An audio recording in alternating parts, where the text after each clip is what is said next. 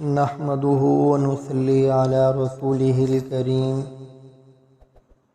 اعوذ باللہ من الشیطان الرجیم بسم اللہ الرحمن الرحیم فضائل اعمال فضائل رمضان میں حضور صلی اللہ علیہ وسلم کا ارشاد ہے کہ خود حق تعالی شانو اور اس کے فرشتے سحری کھانے والوں پر رحمت نازل فرماتے ہیں۔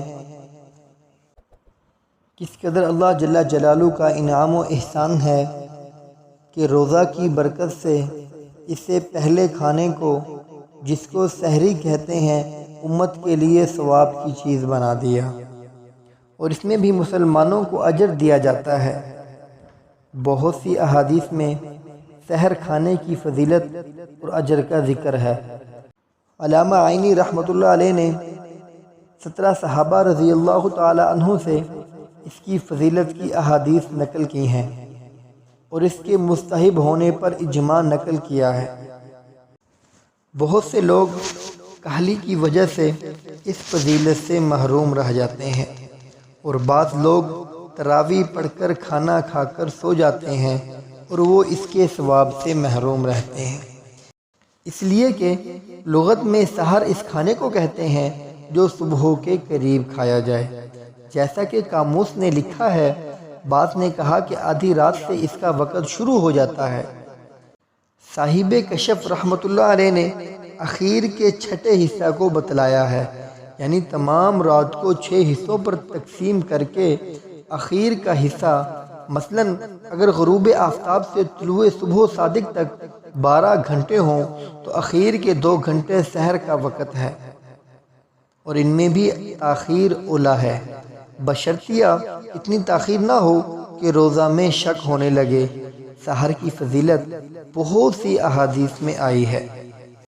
نبی کریم صلی اللہ علیہ وسلم کا ارشاد ہے کہ ہمارے اور اہل کتاب یہود و نصارہ کے روزہ میں سحری کھانے سے فرق ہوتا ہے کہ وہ سحری نہیں کھاتے۔ ایک جگہ ارشاد ہے کہ سحری کھایا کرو، اس میں برکت ہے۔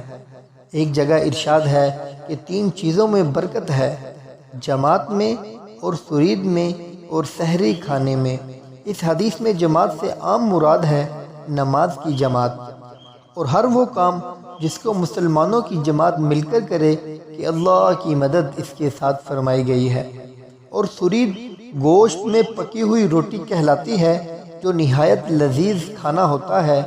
تیسری سحری، نبی کریم صلی اللہ علیہ وسلم جب کسی صحابی رضی اللہ تعالی عنہ کو اپنے ساتھ سحر کھلانے کے لیے بلاتے تو ارشاد فرماتے کہ آؤ برکت کا کھانا کھا لو۔ ایک حدیث میں ارشاد ہے کہ سحری کھا کر روزہ پر قوت حاصل کرو، اور دوپہر کو سو کر اخیر شب کے اٹھنے پر مدد چاہا کرو۔ حضرت عبداللہ بن حارث رضی اللہ تعالی عنہ ایک صحابی رضی اللہ تعالی عنہ سے نقل کرتے ہیں کہ میں حضور صلی اللہ علیہ وسلم کی خدمت میں ایسے وقت حاضر ہوا کہ آپ صلی اللہ علیہ وسلم سحری نوش فرما رہے تھے۔ آپ صلی اللہ علیہ وسلم نے فرمایا کہ یہ ایک برکت کی چیز ہے جو اللہ نے تم کو عطا فرمائی ہے، اس کو مت چھوڑنا۔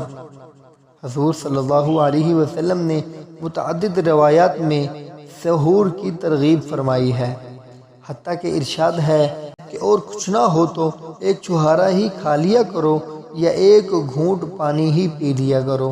اس لیے روزہ داروں کو اس اہم ثواب کا خاص طور سے اہتمام کرنا چاہیے کہ اپنی راحت، اپنا نفع اور مفت کا ثواب۔ مگر اتنا ضروری ہے کہ افراط و تفریح ہر چیز میں مضر ہے، اس لیے نہ اتنا کم کھاوے کہ عبادت میں ضعف محسوس ہونے لگے، اور نہ اتنا زیادہ کھاوے کہ دن بھر کھٹی ڈکاریں آتی رہیں۔ خود ان احادیث میں بھی اس طرف اشارہ ہے کہ چاہے ایک چھہارا ہو یا ایک گھونٹ پانی۔ نیز عبادات پر قوت، عبادات میں دل بستگی کی زیادتی، نیز شدت بھوک سے اکثر بدخلقی پیدا ہو جاتی ہے۔ اس کی مدافعت اس وقت کوئی ضرورت مند سائل آ جائے تو اس کی آنت کوئی پڑوس میں غریب فقیر ہو اس کی مدد، یہ وقت خصوصیت سے قبولیت دعا کا ہے۔ سحری کی بدولت دعا کی توفیق ہو جاتی ہے، اس وقت میں ذکر کی توفیق ہو جاتی ہے، وغیرہ وغیرہ۔ سبحانک اللہم و بحمدک نشہد ان لا الہ الا انت نستغفرک و نتوب الیک۔ سبحان ربک رب العزت عما یصفون وسلام علی المرسلین والحمد للہ رب العالمین۔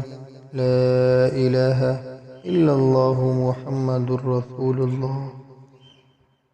برائے مہربانی چینل کو سبسکرائب کریں، بیل آئیکن کو پریس کریں، ویڈیو کو لائک، کمنٹ اینڈ شیئر کریں تاکہ اور لوگوں تک پہنچتی رہے۔ جزاکم اللہ خیر۔